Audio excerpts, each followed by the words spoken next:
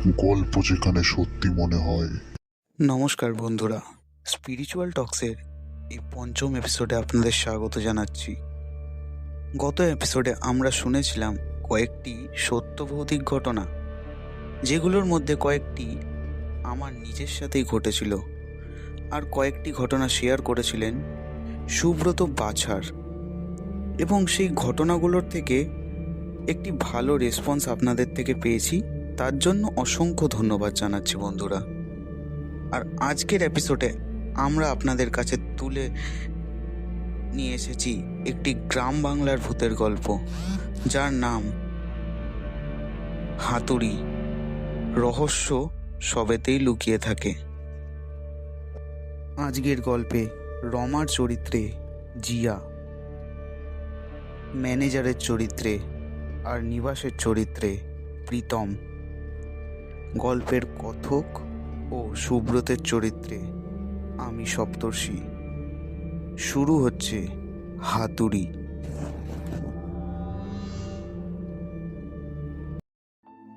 সুব্রত এবং রমা দুজনের মধ্যে সম্পর্কটা বেশ ভালোই। তাদের বিয়ে হয় 19শে নভেম্বরে। তারা একই জায়গাতে চাকরি করে। চাকরির সূত্রে তাদের একসাথে অনেক দিন বাবদ কোথাও ঘুরতে যাওয়ার সময়টুকু হয়ে ওঠেনি। রমা একদিন কাজ করতে করতে হঠাৎ সুব্রতকে বলে ওঠে, কি গো, শোনো না, অনেকদিন হয়েছে কোথাও ঘুরতে যাইনি দুজনে মিলে, চলো না কোথাও ঘুরে আসি। কথাটা মন্দ বলনি, কিন্তু এই সময় তো স্যার ছুটি দেবেন না। এখন ছুটি পাবে না, তখন ছুটি পাবে না, ছুটিটা পাবে কখন তুমি? দেখো না, স্যারকে বলে রিকোয়েস্ট করো না, দেখো না কি করে, কি বলে উনি। আচ্ছা বাবা, যাচ্ছি। বড্ড জ্বালাও তুমি। এরপর সুব্রত সিধা তার এইচআরের রুমের দিকে চলে যান এবং এইচআরের কাছে ছুটির জন্য রিকোয়েস্ট করতে থাকে। প্রথম দিকে তার এইচআর রাজি না হলেও পরে যেই শোনেন যে তারা হানিমুনে যাবেন, তখন এইচআর ছুটির জন্য রাজি হয়ে যায় এবং 5 দিনের ছুটিও পেয়ে যায় তারা। তারপর তাদের মধ্যে আলোচনা হয় এবং ঠিক হয় তারা সাঁওতাল পরগনাতে যাবে ছুটি কাটাতে। সেই প্ল্যান অনুযায়ী তারা ঠিক এর 2 দিন পরেই বেরিয়ে পড়ে সাঁওতাল পরগনার জন্য। এবং তারা যেখানে পৌঁছায়, সময়টা ছিল তখন বিকেল ঠিক 5টা। সেখান থেকে আবার তাদের বুক করা রিসর্টে পৌঁছাতে একটা অটো ধরে আরও মিনিট 15-20 মতো লাগবে। সেই মতোই তারা অটোতে করে যখন রিসর্টের সামনে নামে, তখন ঘড়িতে 5:30 বেজে গেছে। অটো থেকে নেমে রমা চারদিকটা দেখে সুব্রতকে বলে, তুমি বললে একটা ভালো জায়গা পেয়েছো ঘুরতে যাওয়ার আরো জায়গা পেলে না, এই ভয়ানক জঙ্গলে তুমি নিয়ে আসলে, তাও আবার 5 দিন থাকতে হবে এখানে বলছো। সুব্রত একটু হেসে উঠল এবং বলল, এখনই আর কি বা দেখলে এই জঙ্গলের। এরপর সুব্রত সিধা ভেতরে ঢুকে গেল রিসর্টে এবং ম্যানেজারকে টেবিলের সামনে গিয়ে জিজ্ঞেস করে বলল, আপনি কি এই রিসর্টের ম্যানেজার? হ্যাঁ, আমি সমরেশ বসু, এই রেস্টুরেন্টের ম্যানেজার। আমি সুব্রত ব্যানার্জি। আমাদের দুজনের নামে একটা রুম বুক করা আছে। নিবাস, নিবাস, যা স্যারকে 102 নম্বর রুমটা দেখিয়ে দে। তারপর তারা নিবাসের সাথে রিসর্টের একেবারে পিছনের দিকে একটা রুমে চলে গেলেন এবং রুমে ঢুকেই রমা সুব্রতকে বলল, বাহ, ঘরখানা তো বেশ চমৎকার, বেশ বড় এবং খোলামেলা দেখছি, ভালো ভালো। ওই দেখো, একটা কাঠের দোলনাও আছে। রুমটা তো ভালো বেছেছো তুমি, কিন্তু কিন্তু কি রমা? না মানে জায়গাটা কি না কিরকম একটা যেন বিটঘুটে টাইপের, চারিদিকে ঘন জঙ্গল আর ঝোপঝাড়ে ভরা, আর তার মানে দূর দূরে তো মানে সাঁওতাল বস্তিও আছে, বলি, আর কোনো জায়গা পেলে না ভেকেশনের জন্য? সুব্রত একটু হেসেই বলল, আচ্ছা রমা, আমরা তো বিয়ের আগে দেশ বিদেশে বহু জায়গাতেই ঘুরতে গেছি, কিন্তু নিজের এই মাতৃভূমিটাকে কি ঠিক করে এক্সপ্লোর করেছি আমরা? তুমি যেগুলো ঝোপঝাড় আর সাঁওতাল বস্তি বলছো, সেগুলো আমাদের লোক সংস্কৃতির এক অভিন্ন অঙ্গ, আমাদের কালচারের এক বহুমূল্যবান অ্যাসেট। আচ্ছা ঠিক আছে ঠিক আছে, ঢের হয়েছে। আমাদের নেক্সট প্ল্যানটা কি সেটা বলো। এতক্ষণ টানা জার্নি করে এসেছি, এতটা রাস্তা, তাই আজ রাতটা রেস্ট নেব। কাল ব্রেকফাস্ট সেরে সঙ্গে সঙ্গে বেরিয়ে পড়বো গ্রাম বাংলার এই শোভা দেখতে। ধুর, শোবানা ছাই, এই জঙ্গলমহলে ঘুরতে যাওয়ার মতো আদেও কিছু আছে? সে না হয় কাল বেরোবার আগে ম্যানেজারকে জিজ্ঞেস করে নেওয়া যাবে একবার। রাত তখন 9টা। রুমে ডিনার নিয়ে এলো নিবাস। খাবারের প্লেটগুলো টেবিলের ওপর রেখে দিয়ে ঘরের একটি কোণে চুপ করে দাঁড়িয়ে রইল সে। কিছু বলবে নাকি নিবাস? না স্যার, মানে একটা কথা বলার ছিল আপনাকে। বলো, শুনি। বলছিলাম যে আজকে একটু চোখ কান খোলা রাখবেন, বাইরে একা একা যাবেন না। কেন নিবাস, এখানে বাঘ, বুনো হাতিদের মতো বন্য পশুদের উপদ্রব আছে নাকি? আগে না স্যার, জঙ্গল এখানে পাতলা, বাঘ বা হাতি জঙ্গলের এদিক পানে খুব একটা আসে না, তবে জঙ্গলের ভিতর দিকটা গেলে দেখা পেতেও পারেন। তা তুমি বললে যে চোখ কান খোলা রাখতে। মানে স্যার, এই তো জঙ্গল, তার উপর আজ পূর্ণিমা, তাই বললাম আর কি। কি গো, কি বলছে এই ছেলেটা? ছাড়ো তো, এই আধুনিক যুগে এসেও এরা কুসংস্কারের অন্ধকারে ডুবে রয়েছে। গ্রামের মানুষ তো, এদের কথা বেশি একটা পাত্তা না দিয়ে তাড়াতাড়ি এসে ডিনারটা সারো, শুতে যেতে হবে। আর সারাদিন যা ধকল গেল। নিবাস আর দাঁড়ালো না, দ্রুত পায়ে ঘর থেকে বেরিয়ে গেল। খাবার দাবার পাট চুকিয়ে 9:30টার মধ্যে তারা শয্যা নিল।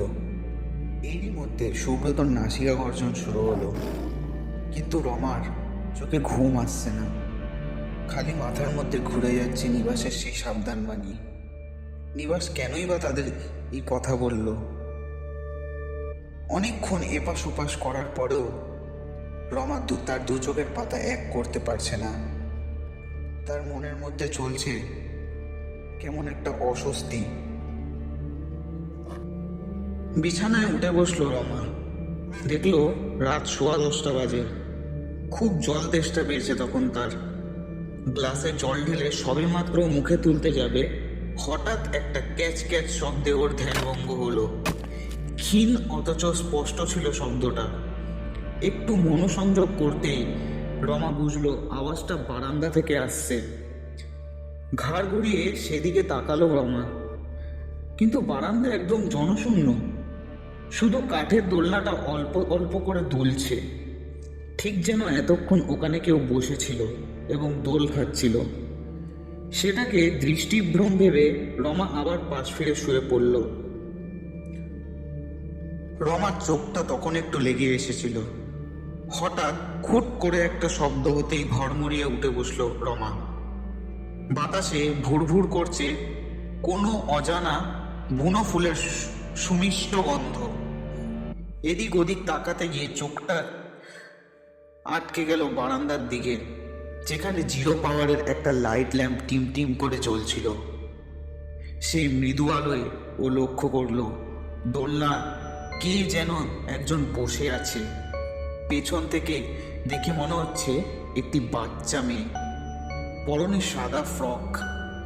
ঘরটা একদিকে হেলিয়ে নিথরভাবে বসে আছে বাচ্চাটি। ঘাড়টি একদিকে হেলিয়ে নিথরভাবে বসে আছে বাচ্চাটি। কিন্তু ওর হাতে ওইটা কি? নাইট ল্যাম্পের স্বল্প আলোতে সেটা যে ধাতব বস্তু সেটা বোঝা যাচ্ছে, কারণ সেটি সেই অল্প আলোতেও চকচক করছে। এই, কে আছিস ওখানে? রমার ডাকে মেয়েটা ফিরেও তাকালো না। আর এদিকে সুব্রত অগরে ঘুমাচ্ছে দেখে ওকে জাগানোর দরকার নেই মনে করে রমা নিজেই বিছানা থেকে উঠে বারান্দার দিকে এগোলো। মেয়েটা এখনো ওইভাবেই পেছন ফিরে বসেছিল। ওর লম্বা খয়েরি চুলগুলো হাওয়ায় এলোমেলো ভাবে উঠছে, গায়ের রং অস্বাভাবিক রকমের বিবর্ণ। মেয়েটা বাঁ হাতে কিছু একটা জিনিস আড়াল করে রেখেছে, অনেক চেষ্টা করেও সেটা দেখতে পাওয়া গেল না। এই মেয়েটা, ওঠ। কথা কানে যাচ্ছে না? কি চাই তোর? কেন এসেছিলিস এখানে? ওঠ বলছি। মেয়েটা তখনও সেভাবেই একদিকে ঘাড় কাত করে বসে রইল। ওর প্রশ্নের কোনো রকম কর্ণপাতই করলো না। এবার প্রচণ্ড রেগে গেল রমা।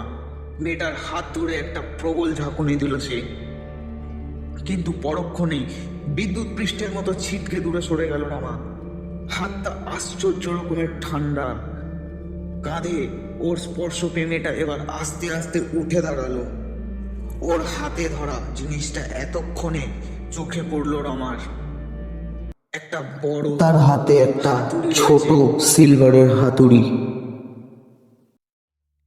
মেয়েটা এতক্ষণ রমার দিকে পেছন ফিরে দাঁড়িয়েছিল, তবে এবার সে ধীরে ধীরে ওর দিকে মুখ ফেরালো।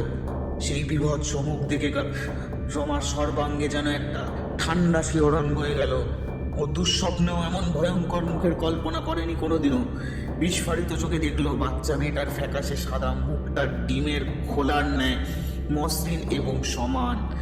চোখ, নাক, ঠোঁট কোনো কিছুই তার অস্তিত্ব নেই। ঠিক যেন কেউ ধারালো ছুরি চালিয়ে গোটা মুখটা তার চেঁচে দিয়েছে।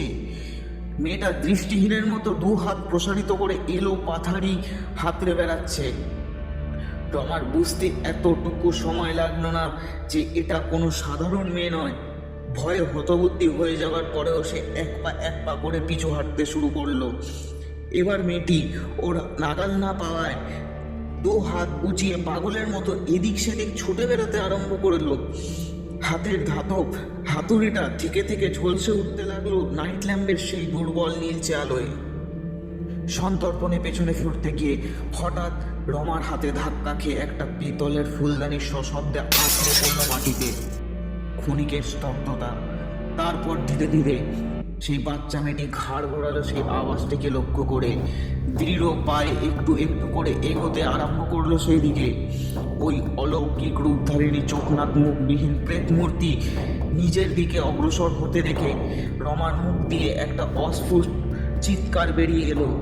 কিন্তু ও কিছুতেই নিজের পা দুটোকে নাড়াতে পারলো না, যেন কেউ মেঝের সঙ্গে ওর পা দুটো পেরেক ঠুকে আটকে রেখে দিয়েছে। মরিয়া হয়ে পালাতে গিয়ে রমার হুমড়ি খেয়ে মাটিতে পড়লো এবং পেতনি এখন অনেকটা কাছে চলে এসেছে তার। সেই অভিশপ্ত লেপামোচা মসৃণ ডিম্বাকৃতি মুখারব এখন ঠিক তার মুখের সামনে। তখন তার মনে পড়ল নিবাসের সেই সাবধান বাণী এবং সে শেষবারের মতো নিজের স্বর ও শক্তি দিয়ে চেঁচিয়ে উঠল। এর পর মুহূর্তে একটা ঝকঝকে সিলভারের হাতুড়ি সবেগে নেমে এলো রমার কণ্ঠদেশ লক্ষ্য করে। পিশাচিনী তার হাতের হাতুড়িটা আমূল বিদ্ধ করে দিয়েছে তার গলার মধ্যে। যন্ত্রণায় ছটফট করছে রমা। শেষ নিঃশ্বাস ত্যাগ করার আগেও দেখলো প্রেতনির সাদা ফ্রকটা একটু একটু করে লাল রঙে ভিজে উঠেছে। ওর গলা থেকে ফিনকি দিয়ে ছুটে আসা উষ্ণ রক্তের ধারায় ক্রমেই দৃষ্টিপর ঝাপসা হয়ে এলো রমার। একটু একটু করে দু চোখ জুড়ে নেমে এলো আমাবস্যার নিকষ কালো রাতের আধার। তারপর নেমে এলো তার চির শান্তি। অমানসিক চিৎকার শুনে বিছানায় ধর মুড়িয়ে উঠে বসেছে সুব্রত। চারদিকে পুরো ঘুটঘুটে অন্ধকার, মনে হয় লোডশেডিং হয়েছে। মোবাইলের ফ্ল্যাশ লাইটটা জ্বালিয়ে দেখলো বিছানায় ওর পাশে কেউ নেই। স্ত্রীর নাম ধরে ডাকতে ডাকতে সুব্রত গোটার জায়গাটা খুঁজে বেড়াতে লাগলো। বেডরুম, বাথরুম চেক করা হয়ে গেছে তার। এখনও বারান্দায় এসে দাঁড়িয়েছে। অন্যমনস্কভাবে এদিক সেদিক আলো গোলাচ্ছিল সুব্রত। হঠাৎ মনে হলো বারান্দায় এক অন্ধকার কোণায় সাদা মতো কিছু একটা পড়ে আছে, কিন্তু সেদিকে আলো ফেলতেই যা দৃশ্য প্রত্যক্ষ সতর্ক করলো, তা দেখে সুব্রতর হাত থেকে ফোনটা সশব্দে খসে পড়ে গেল। মাটিতে অসহায় মতো পড়ে আছে রমার নিষ্প্রাণ দেহ। গলায় গভীরভাবে বিঁধে রয়েছে একটি বিশাল আকার সিলভারের হাতুড়ি। কাঠের মেঝেটা রক্তে ভেসে যাচ্ছে। আশেপাশে কোথাও কেউ নেই। আচমকা চোখের সামনে এমন ভয়ালো দৃশ্য সহ্য করতে পারল না রথিনজিৎ। জ্ঞান হারিয়ে লুটিয়ে পড়ল স্ত্রীর মৃতদেহের পাশে। তো বন্ধুরা, এতক্ষণ আপনারা শুনছিলেন হাতুড়ি। গল্পটি আশা করছি আপনাদের ভালো লেগেছে, অনেকটা ভয়ও লেগেছে আশা করব।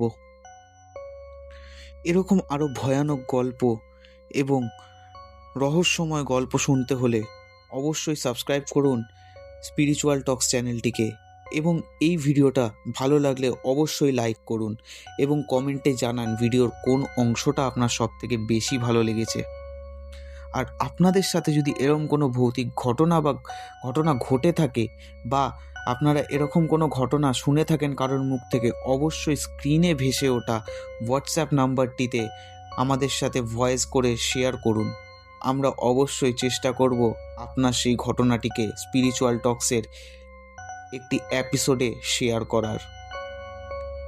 বন্ধুরা, যারা নতুন আছো তারা অবশ্যই সাবস্ক্রাইব করো এরম রহস্যময় ও ভৌতিক গল্প বা ঘটনা জানার হলে। এবং এরকম আরও ভিডিও আসতে চলেছে বন্ধুরা। আজকের মতো এতটাই, দেখা হচ্ছে পরের এপিসোডে। ধন্যবাদ।